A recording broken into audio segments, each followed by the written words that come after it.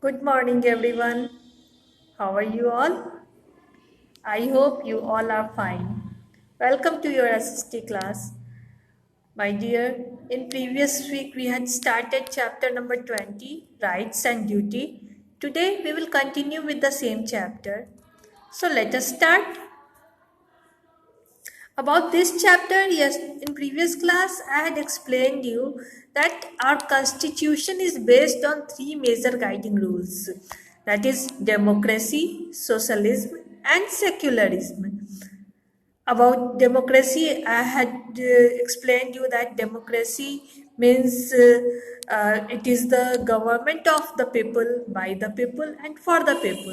Socialism means all citizens are equal before law, and secularism means treating all the religions equally. These are the three major guiding rules or principles of our constitution. Our constitution is based on these three major guidelines.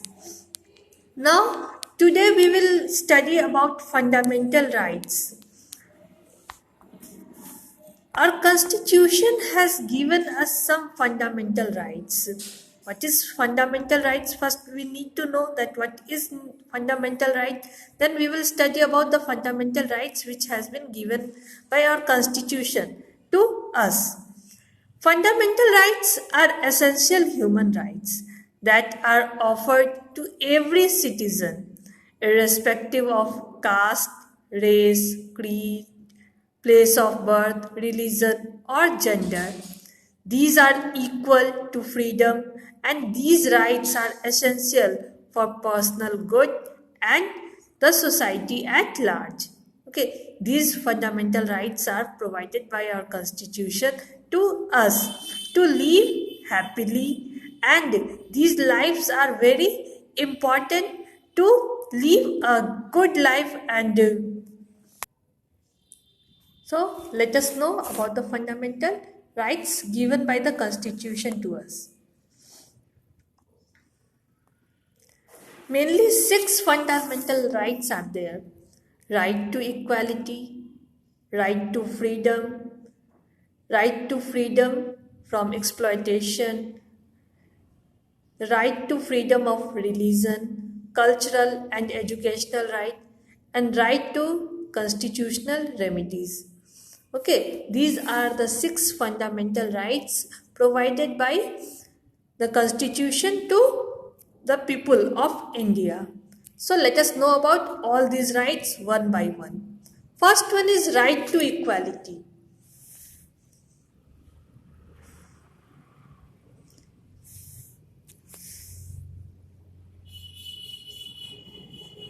Right to equality,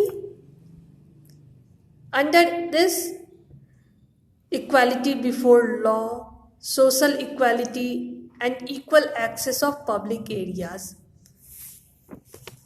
Right to equality before laws. The Constitution guarantees that all the citizens shall be equally protected by the laws of country. Okay, if anyone has, suppose anyone has committed crime, then definitely they will get the punishment by the law. Okay, whether they belongs to any caste, any religion, or any community. So everyone is equal before law. Second, under right to equality, it comes social equality and equal access to public areas.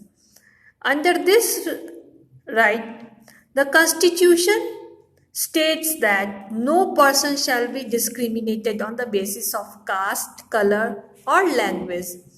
Every person shall have equal access to public place like public parks, museums, wells, bathing ghats, and temples. However, the state may make the special provision for women and children.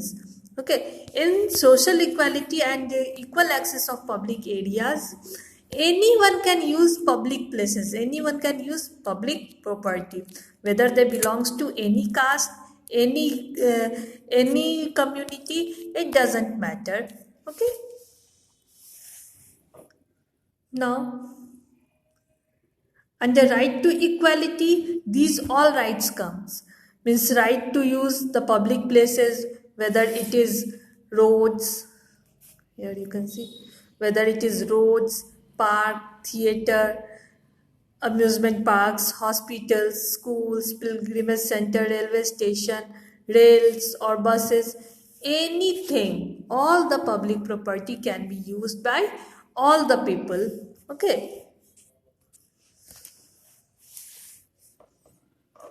Now, under right to equality only, equality to in matters of public employment, abolition of untouchability, abolition of titles, these all things comes. Okay, equality in matter of public employment, the constitution lays down that the state cannot discriminate against anyone in the matters of employment. All citizens can apply for government job. Abolition of untouchability. The constitution abolishes the practice of untouchability.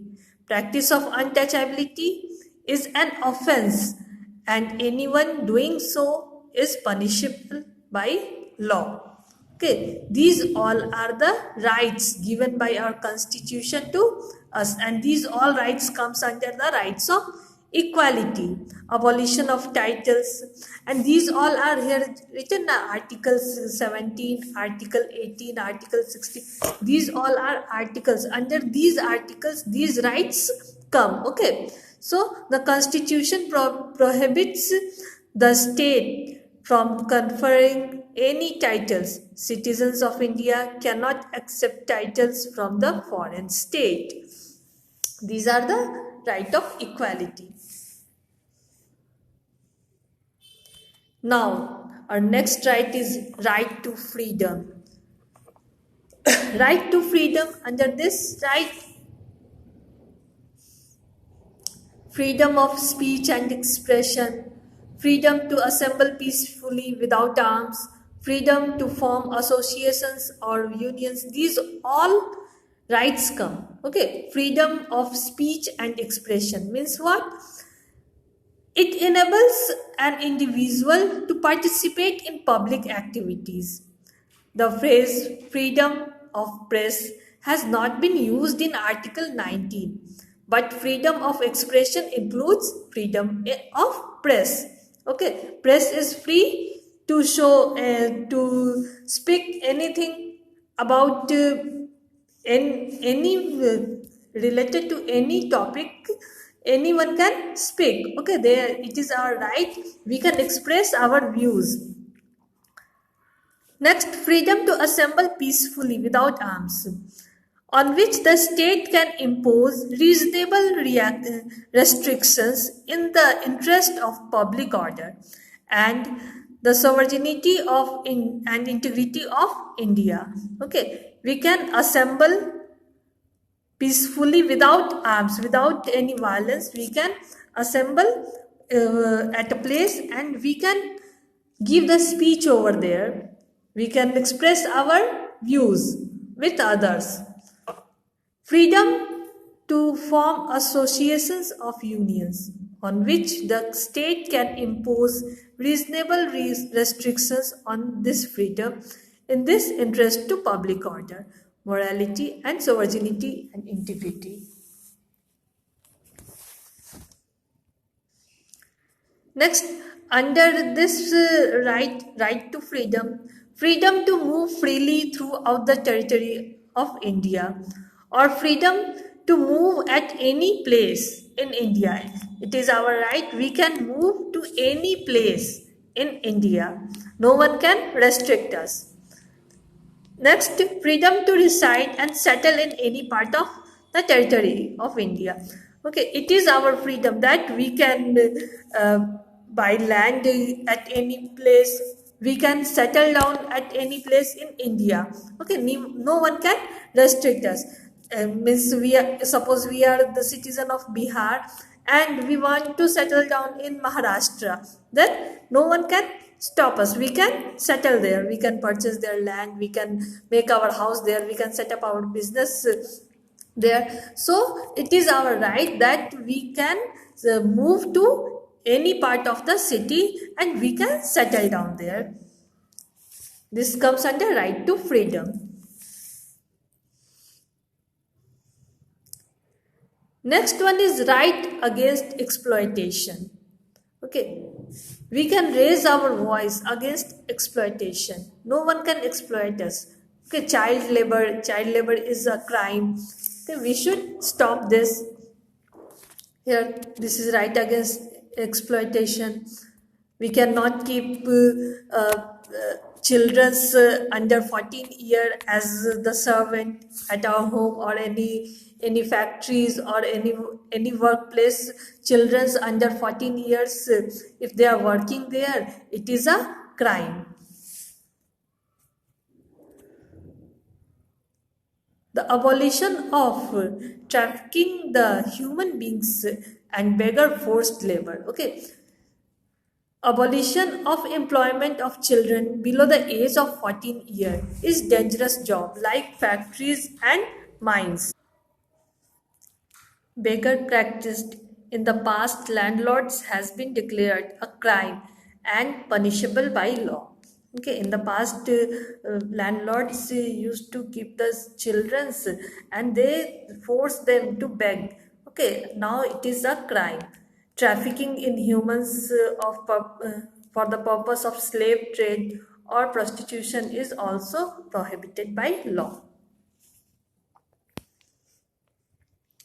Now, right to freedom of religion. As we know that India is a secular country, so we have right to choose any religion. Okay, people of all the religion live here: Hindu, Muslim, Christian, Sikh, Jains, Parsis, Buddhist. All the religions freely live here. They are free to celebrate their own festival. They are free to follow their religion.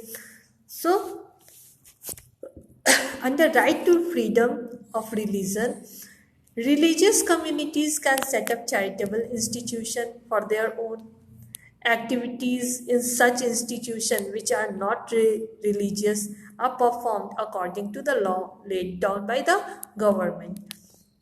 No person shall be compelled to pay tax for the promotion of the particular reason, and the state run institution cannot impact education that is pro religion. Okay, people are people are free to practice or propagate any religion of their choice according to the law, according to the constitution.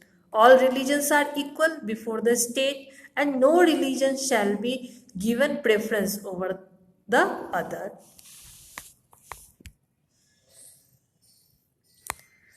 Next is cultural and educational right. Under this right, elementary education is now fundamental right for every children.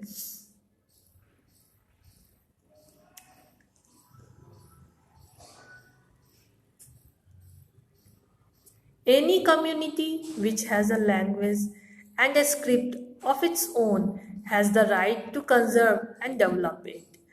All minorities, religious and linguistics, can set up their own educational institutions to preserve and develop their own culture. Okay, and provide education to children is compulsory. It is the right of the children. Next is right to constitutional remedies.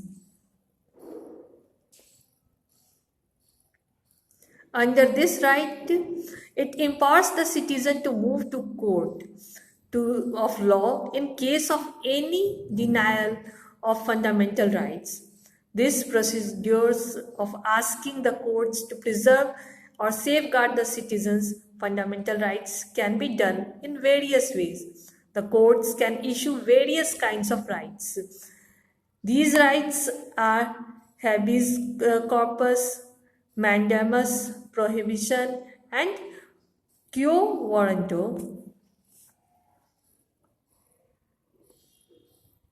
So these all are the fundamental rights of India. and it is our right to get all these rights. Okay, and no one can take these rights from us, but some duties are also over there, which we will discuss in the next class. Till then, thank you. Bye bye.